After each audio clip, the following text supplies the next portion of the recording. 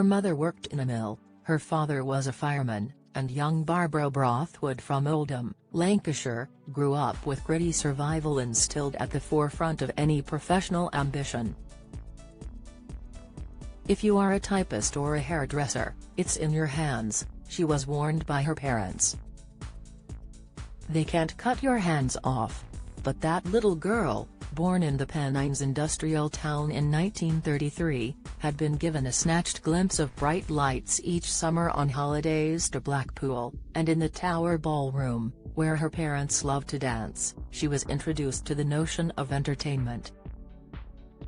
It was a notion Barbara, who turns 90 today, couldn't shake, one which eventually led her to pursue her dream to perform on stage, and which took root and grew beyond all expectations on Coronation Street, where she has recently signed a new contract almost 60 years after her first appearance as the indomitable redhead Rita. "Well, I was just blown away, I couldn't believe it. All I wanted was to be a chorus girl," she laughingly recalled of her Blackpool excursions in a rare interview for ITV documentary Rita and Me. "It's been the journey of a lifetime," she added, tearful with emotion. "From a very ordinary girl, from a very ordinary street, never in my wildest dreams did I think it would come to this." On October 13, ITV will air a second special documentary hosted by TV presenter Bradley Walsh, celebrating her long career. It will, like its predecessor, be a rarity. For a persona so instantly recognized and beloved, Barbara has always limited the interviews she has given, meaning we truly know little about the woman behind the star. She has always been very shy, she's admitted, although her mother told her early on, "Barbara, you can't hide your light under a bushel. Unless you tell people what you can do, unless you show them, you will never get anywhere." It was advice she heeded. Perhaps her mum couldn't guess where that light would shine, but it has shone, and dazzlingly. Initially on leaving school, Barbara followed advice to secure a sensible profession, working in the large post office in Manchester. But her heart wasn't in it. An understanding auntie encouraged her dreams, suggesting to her parents young Barbara was different, a bit romantic. And in May 1962, at 28, she won her first role at Oldham's Theatre, learning a craft which would sustain her for the rest of her life. Hands or no hands. Just 4 years later, the opportunity to appear on Coronation Street knocked, and Barbara thought she cracked it. She was to star as Rita Littlewood, a beautiful, fiery, exotic dancer and old pal of Dennis Tanner, Philip Lowry.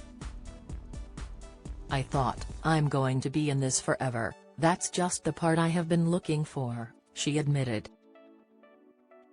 But the role lasted just 2 episodes, and it would be 1972 before she was invited back. In the meantime, she settled into life as a jobbing actor, working in theatre, radio, and in TV sketches with some of the biggest names in comedy, including Les Dawson and Mike Yarwood. It was during filming for a sketch show with Ken Dodd that Coronation Street called again. And she wasn't sure he would release her to take them up. In another interview, this time with her great friend, the late Paul O'Grady, she recalled how the comic told her she could go grab her chance. "We worked all day and it got to the evening and the last sketch was in a forest. I was playing a nurse and I walked by him lying under a tree. He hadn't spoken to me all day, and he just looked up and said, 'Don't let me down on Coronation Street,'" she remembered. "I am very grateful." Of joining the cast, she has recalled being so nervous she even lost her voice after a few days. The actors she worked alongside were some of the biggest names of the day, including Violet Carson, who played Ina Sharples, and Pat Phoenix, Elsie Tanner. "I was terrified of them," she said. "I was one of the first of the young ones," she recalled. and it was very formal. In the green room you didn't sit on that chair, or that chair. You dressed smart every day, you knew your place. But Rita's strong character soon became as beloved as those other fearsome women. And far from losing her voice, she found one she didn't know she had, regularly singing in the show in character, and even releasing an album of tunes in 1973. As Rita, she has been married 3 times and proposed to some 15, by 12 men. She has admitted keeping the engagement rings, the long-term storyline around her relationship with Alan Bradley, ending in the notorious Blackpool tram scene in 1989, which killed off the baddie, won her the TV Times Award for Best Actress. And her double acts with Mavis, Thelma Barlow, and Norris, Malcolm Hebden, touching and hilarious by turns, are some of the most memorable in soap history. Off-screen, Barbara has married twice, first to Dennis Mullany in 1956. The pair had 3 children. The year they divorced, in 1977, she married John Knox, but the couple divorced in 1994. Her decision to give few details of her personal life is born both of her natural shyness, and her love for quiet.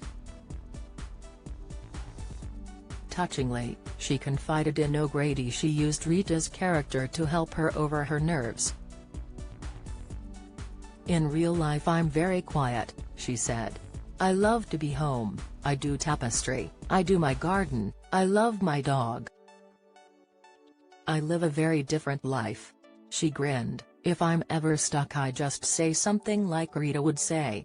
Perhaps then, in the end, not a wholly different life to that of her parents in Oldham." Although ultimately they were nothing but supportive of the different path she chose.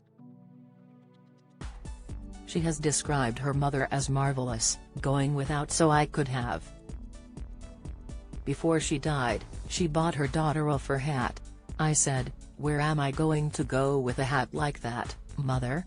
Barbara recalled. She said, "It might come in handy, you never know." She finally wore that hat nearly 3 decades after her mom's death, in 2010, when she was awarded a MBE. Those Oldham folk perhaps knew better than she did how far she'd go. "I wanted to wear that hat for my mother and my family," she explained. "Because they had done so much for me."